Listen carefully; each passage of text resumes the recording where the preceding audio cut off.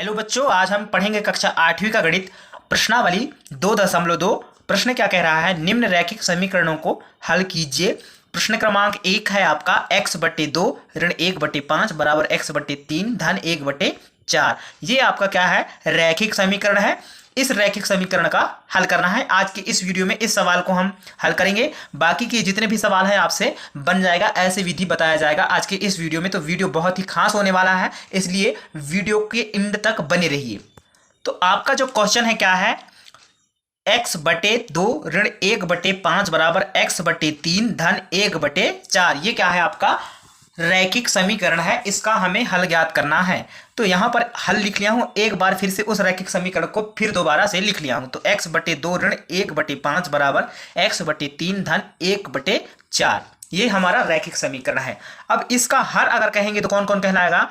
2, 5, 3, 4। ये क्या है? हर है। और ऊपर जो दिया है x1, ये क्या कहलाएंगे?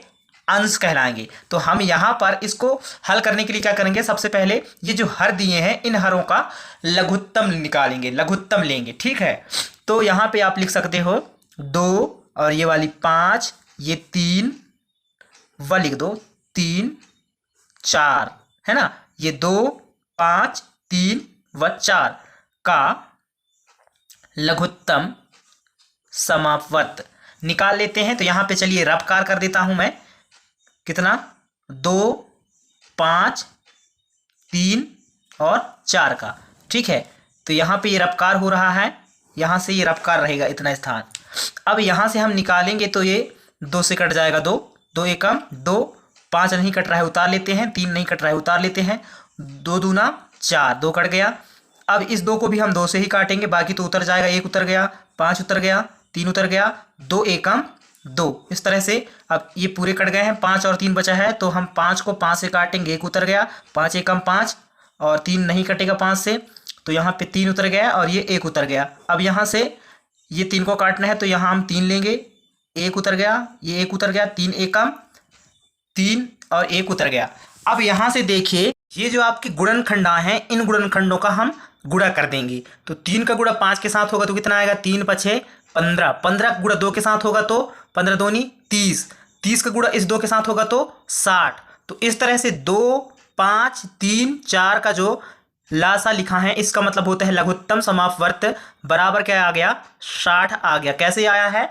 इन गुणनखंडों का गुणा किए हैं तो, है ना। ठीक है। अब हम क्या करेंगे? ये जो 60 दिया है, इस 60 का गुणा यह रैखिक समीकरण के दोनों पक्षों में करेंगे। तो यहाँ पे लिखेंगे हम 60 का गुणा, ये 60 क्या है? आपका एलसीएम है हरों का, है ना। ये हर कहलाएंगे। 60 का गुणा दोनों पक्षों में करने पर,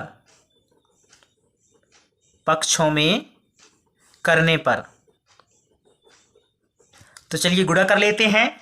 तो यहाँ पे क्या हो जाएगा? 60 गुणित, कोष्टक के अंदर क्या है? कोष्टक के अंदर रख लेंगे x/2 और ऋण 1/5। ये कोष्टक बंद बराबर दूसरे पक्ष में भी 60 गुणित क्या हो जाएगा? कोष्टक के अंदर x/3 धन 1/4 ये गुणा कर रहे हैं 60 का। यहाँ भी 60 का गुणा हो रहा है और इस पक्ष में, दोनों पक्षों में कर रहे हैं। ठीक है। जब एलसीएम निकाल लेंगे हरों का, इस तरह के समीकरण को कैसे हल करना है? हरों का एलसीएम लेना है और ये जो एलसीएम आएगा उसका गुणा दोनों पक्षों में कर देना है। तो चलिए गुणा करते हैं। तो 60 का गुणा होगा x के साथ, तो क्या आ जाएगा? 60 x आ जाएगा बटे 2 हो जाएगा। ठीक है। 60 का गुणा होगा 1 के साथ, तो ऋण 60 एकम 60 बटे 5 हो जाएगा। बराबर है, तो बराबर 60 का गुणा होगा x के साथ, तो 60x हो जाएगा बटे 3 है x का, तो यहाँ भी 3 हो जाएगा। 60 का गुणा होगा 1 के साथ, तो धन 60 एकम 60 हो जाएगा और बटे 4 है तो 4 हो जाएगा। ठीक है। अब यहाँ से आगे क्या होगा? कट जाएगा। देखिए, इसको इस तरह से हम काट सकते हैं। 2 एकम 2 और 2 तिहाई 6। तो यहाँ पे इस शून्य को भी काट के हम यहाँ लिख देंगे, तो 30x बन गया। 5 एकम 5, 5 एकम 5 भाग दे रहे हैं ना। तो यहाँ पे 5 का पहाड़ा एक बार पढ़े और 6 है, तो बचा कितना? 1। तो बन गया कितना? इस शून्य के साथ 10। तो 5 दूना 10, इस तरह से 12 आ गया। 3 एकम 3 और 3 दूना 6। इस शून्य को काट के भी हम यहाँ लिख सकते हैं, तो 20 आ गया। 4 एकम 4 4 एक कम 4, 4 यहाँ से कट गया 6 से, तो कितना बच गया यहाँ पे 2 बच गया, तो ये 20 बन गया शून्य के साथ मिलके। तो 4 5 6 20, इस तरह से यहाँ पे आ गया 15।